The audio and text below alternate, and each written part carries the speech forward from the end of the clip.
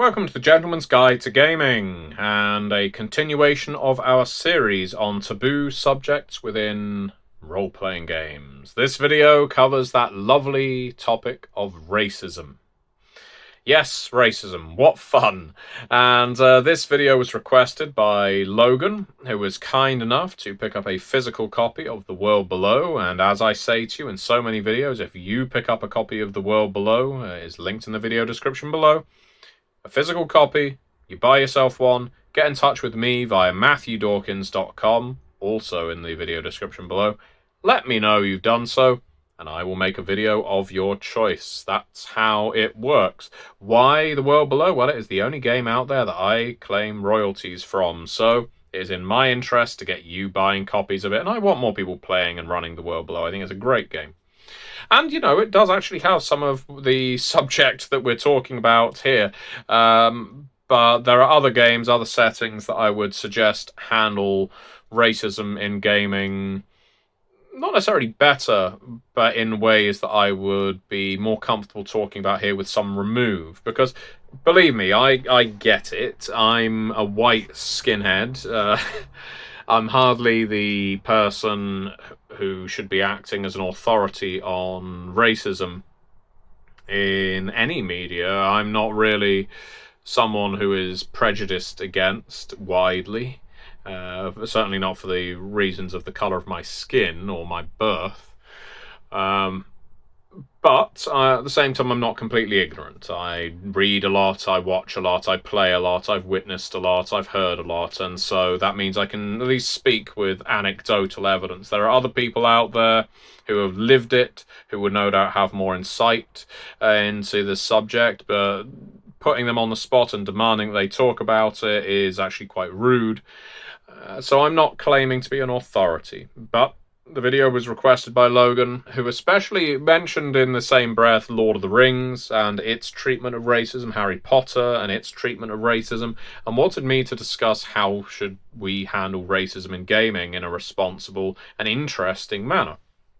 And I'm happy to do that without claiming to be any kind of authority on the subject, because I'll talk about anything. You ask me to make a video after picking up The World Below, I will make you a video. And hopefully it won't kill my video-making career, such as it is, or life in the RPG industry, which has now been going on, would you believe, for 15 years, thereabouts? Good God, almost. Anyway. So yeah, racism is a theme that pops up in an awful lot of RPGs, especially fantasy RPGs, but by no means exclusively. The idea of elves, dwarves, orcs, humans, goblins, and so on, many of them not getting on with each other, sometimes based purely on something as simple a metric as alignment, but sometimes the idea of green skins, orcs, goblins, pointy-eared elves, bearded dwarves, and so on, being used as a framing device for why someone may be distrusted. The idea of being prejudiced against a character based on their looks is by no means limited to race, but it's a good place for us to start our journey. Because one of the things Logan, who requested the video, mentioned was Lord of the Rings. Orcs are undoubtedly evil in Lord of the Rings. We don't see many examples of orcs hesitating before doing something monstrous. But as Logan pointed out to me, evil in Lord of the Rings is essentially the absence of good. The reason orcs are what they are isn't by dint of their birth, or where they come from, or the colour of their skin. It's the fact that they have been raised under the eye of Sauron, which raises the question of what would they be like if Sauron was absent. And that's one of those unfortunate things that Tolkien didn't really live long enough and write enough about for us to see. And that doesn't mean I would need a completely comprehensive example of all the exceptions to the rule, and exceptions are things that I will get onto at some point in this video to see that, oh, orcs can be nuanced too. I like the idea that orcs are evil based on the absence of good elves are good based on the absence of evil and corruption in their society, and that humans can vacillate between them depending on opportunity, culture, and so on.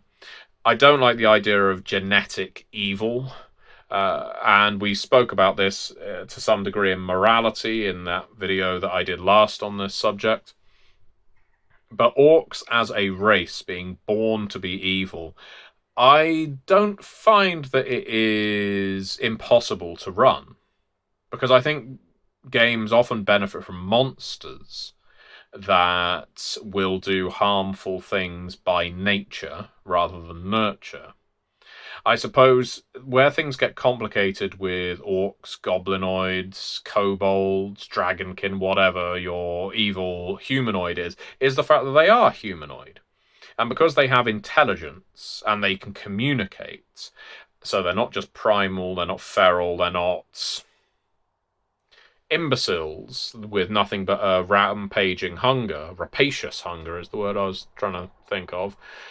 They should have the choice to not. They are not zombies. They are not just shambling forward trying to bite you. They reason, they strategize, and they decide that this is what they want to do.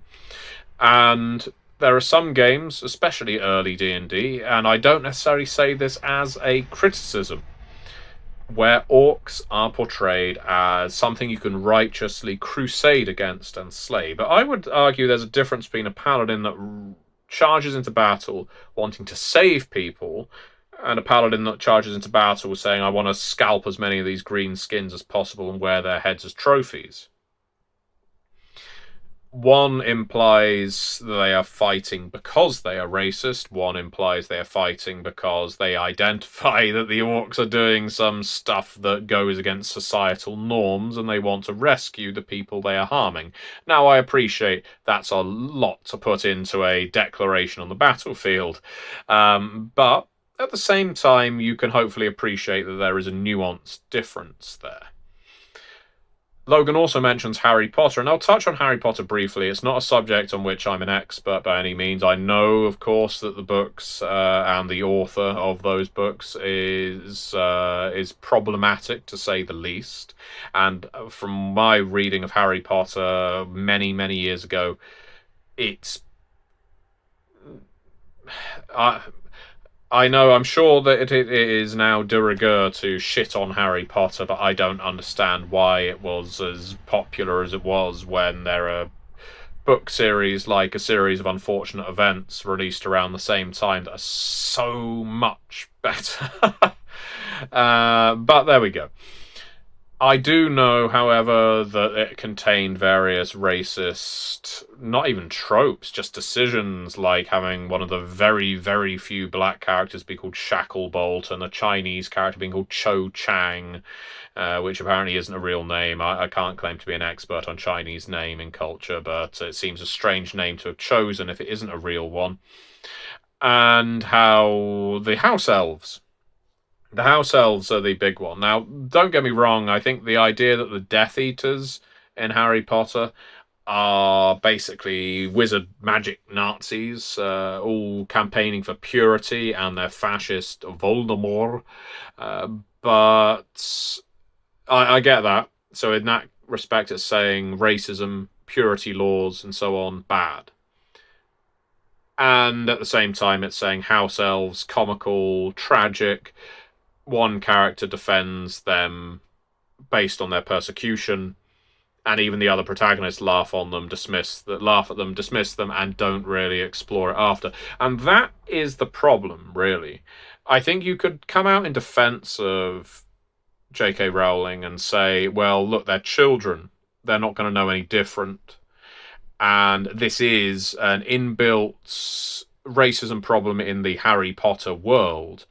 So this isn't going to be fixed in one novel. But it's the fact that you don't witness or even hear of the consequences of the bigotry that takes place within our protagonist group that makes it an issue.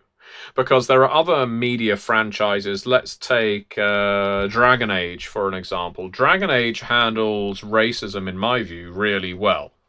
And this is the TTRPG. as well as the CRPG. If you want to take a look at elves, for example, they, in the setting, face systemic discrimination, economic marginalization, social exclusion. They are, if you want to draw a real-world analogy, Jewish people living in Germany in the 1930s. They're being increasingly marginalized, treated as second-class and lower than second-class citizens, being denied access to society, a society that they are paying into.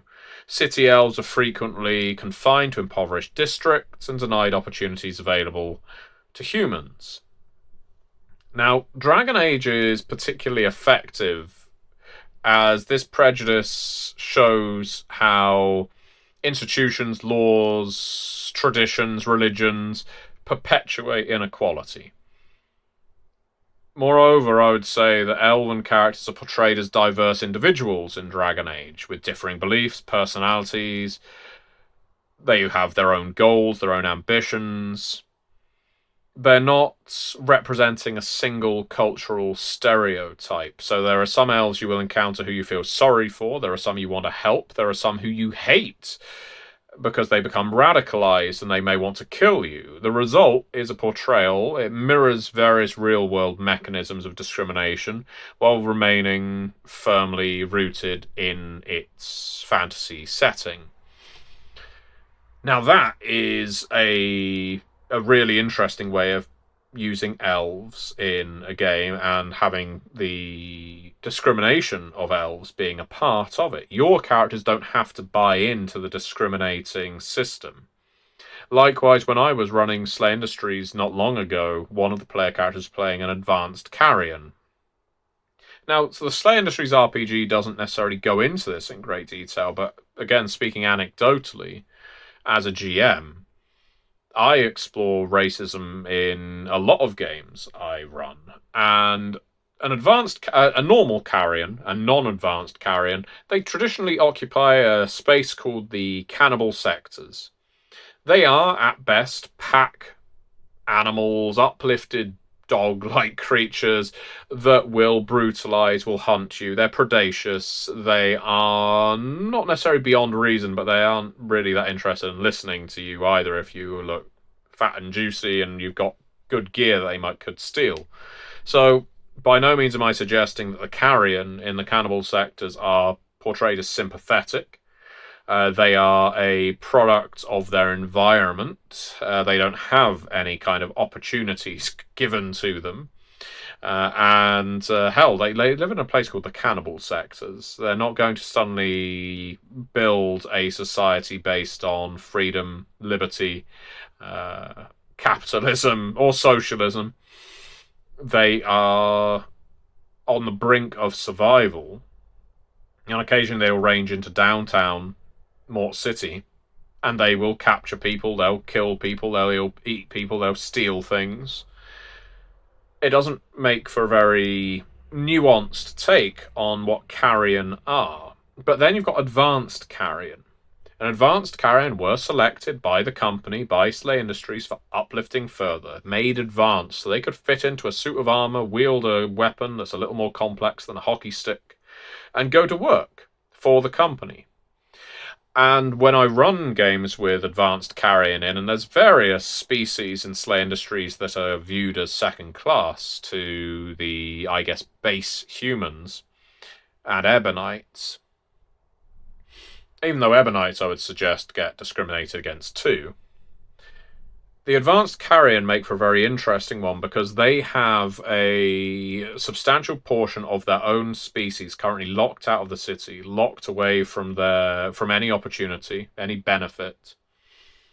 And that means that the advanced carrion is being treated as an exception, as exceptional, not necessarily good, but as someone who can be held in a spotlight and put on TV, sponsored. The company can pat you on the head and say, see, you've done really well because Slay Industries looked after you.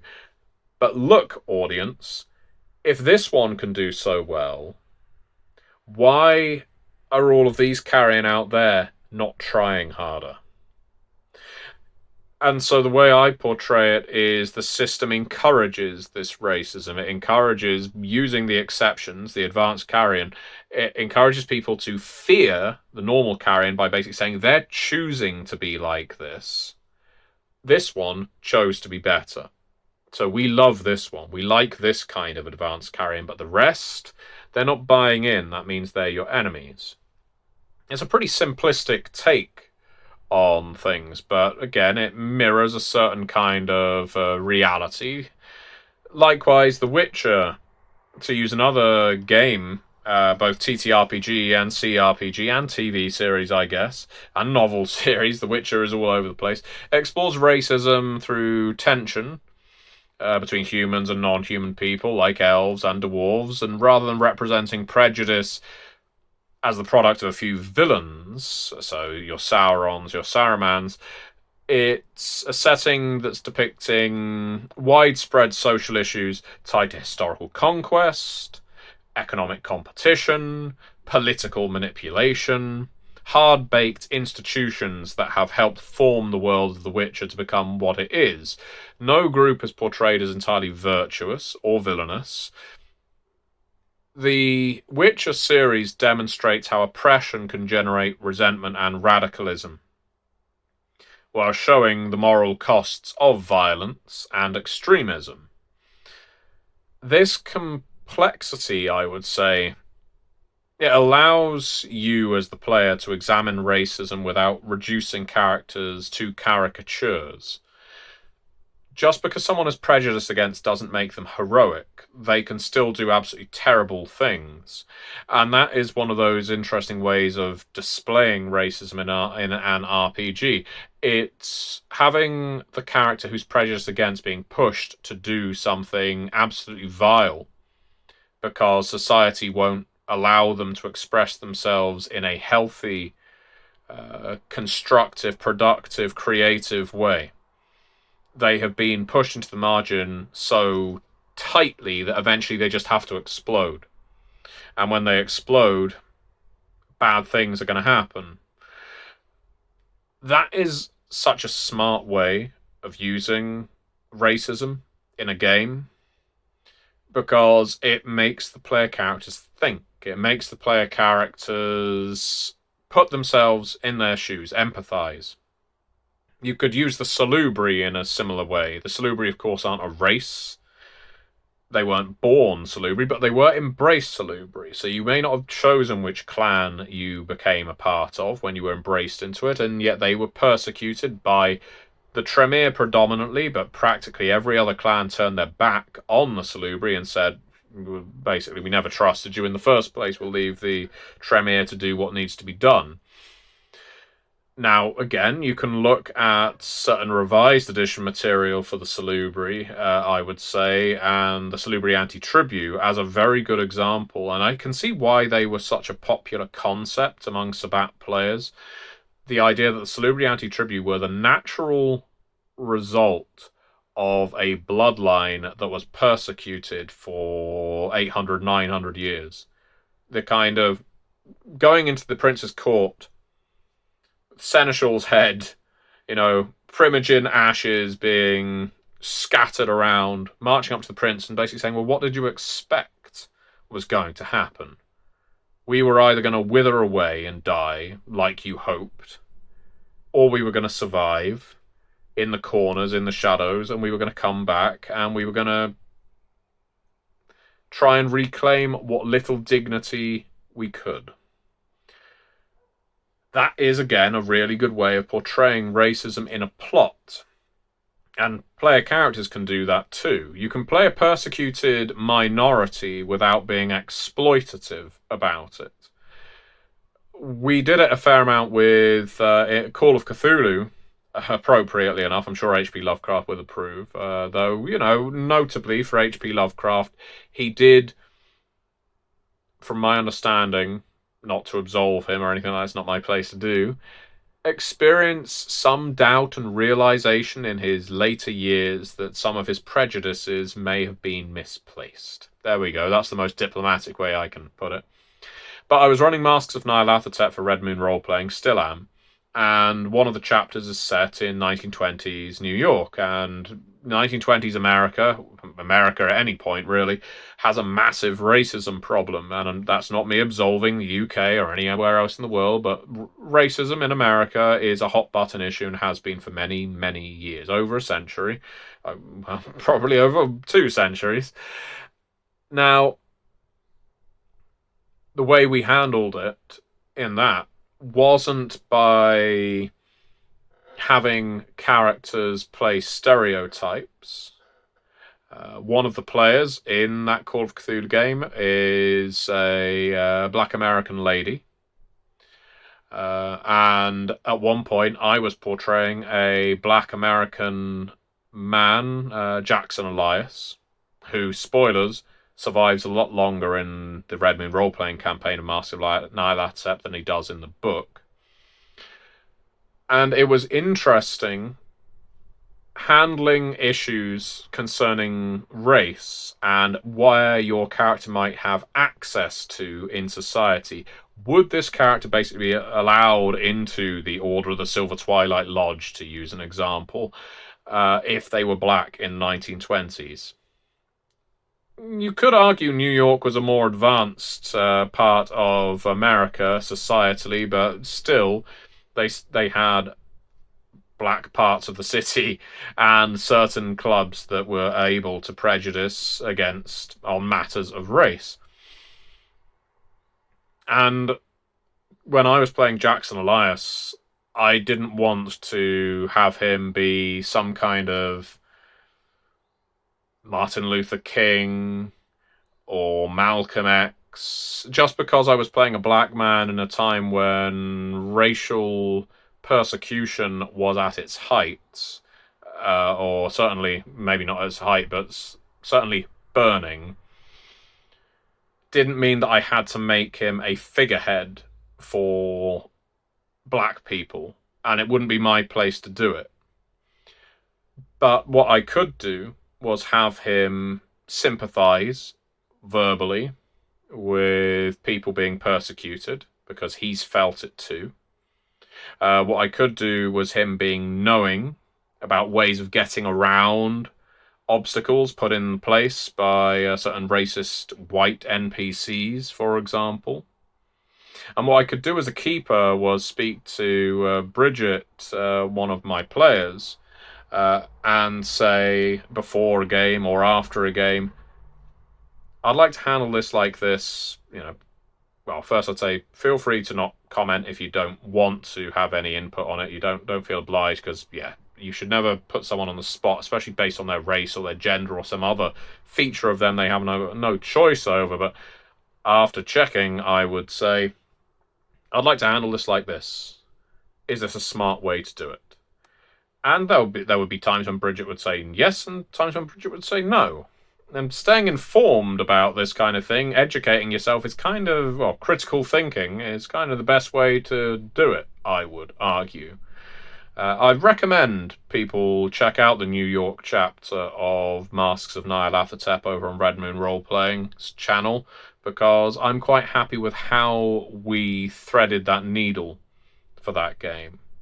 Speaking of critical thinking, Discworld, and I'm a big fan of the GURPS Discworld RPG. I understand Modifius have recently done Discworld RPG as well, but I've not read it, or played it, or ran it. So Terry Pratchett's Discworld frequently addresses prejudice through satire in the game as well as the novels. So novels like Feet of Clay, Jingo, Thud.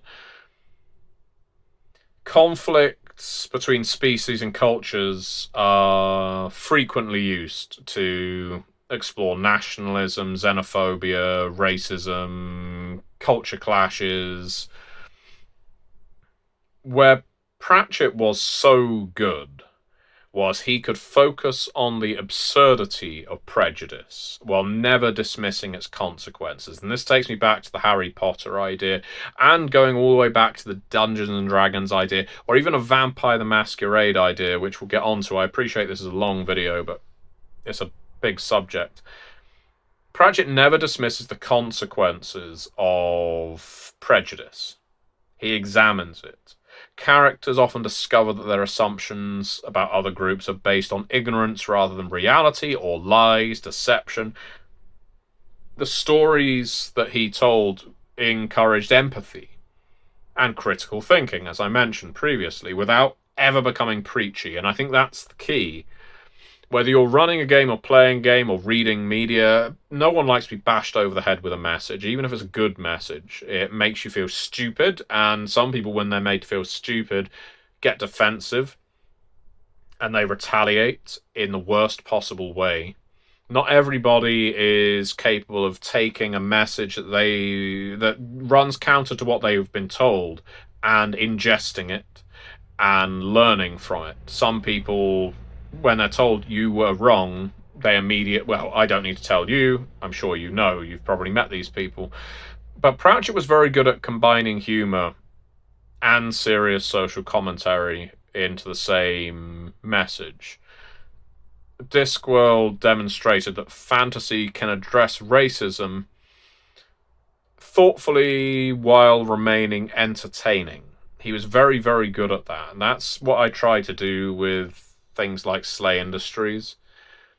You can still have humour, and I agree with the idea that you don't always have to punch up. Punching up is a good thing. Punching out, anyone can be good, so long as there's a reason for it and so long as there are ultimately consequences. That doesn't mean every evil person needs to get their comeuppance, because they don't in real life. But remember, you're telling a story. You're telling a story that needs to have a satisfying narrative. And that doesn't necessarily mean you have to tell the beginning, the middle, and the end. You need to give the players the opportunity to tell the middle and the end. You're setting up the premise, and if the premise is this is a world where racism exists, well, in that case, is it a world where the characters can do anything about it? Because if they can't, and it's just backdrop, if it's just backing music, where do the characters stand in that? Are the characters part of the racist system, or are they fighting against it? If you're saying, well, it's just there, they're just part of the system, you're not supposed to question it, okay. What we often find, anyone who critically views RPGs, is the sorts of people who say, I don't want politics in my games, are the sorts of people who would rather play characters who are part of the system. And that isn't to disparage those players. They are perfectly welcome to play those games. But to use a Vampire the Masquerade analogy, they are people who would rather play Camarilla than Anarch.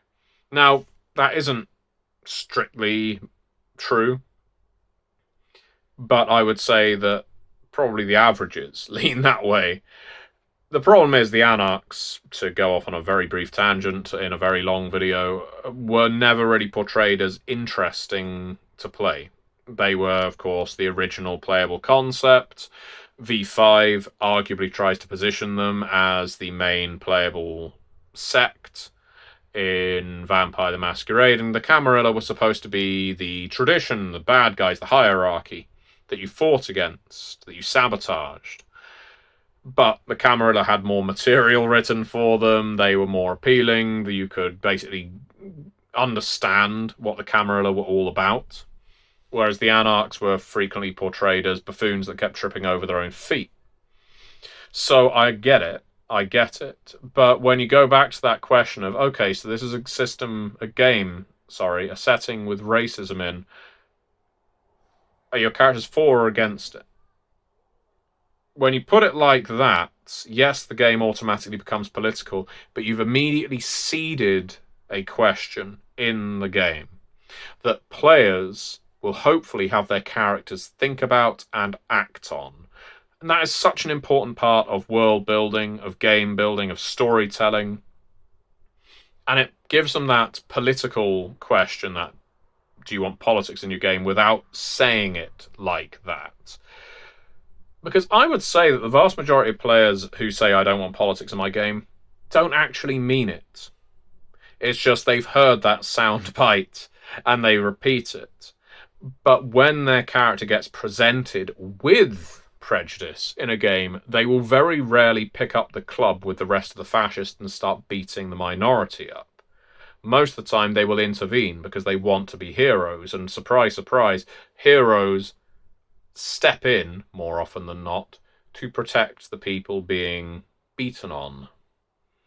So, I do disagree with the idea that evil should come from race, that biological essentialism is a means of determining alignment. And I know Dungeons & Dragons has done that for some time. I don't really play or run Dungeons & Dragons, and I know it does it less now. And at the same time, I don't agree that all orcs are supposed to be some analogy for people from Africa or any other damn place in the world. But I do recognise at the same time that the vast majority of players happen to be white, and they happen to other the orc because the orc is not part of their culture. And if an orc is practicing in a tribal way with customs that you don't recognise, you might start mirroring that to real-world cultures and historical examples.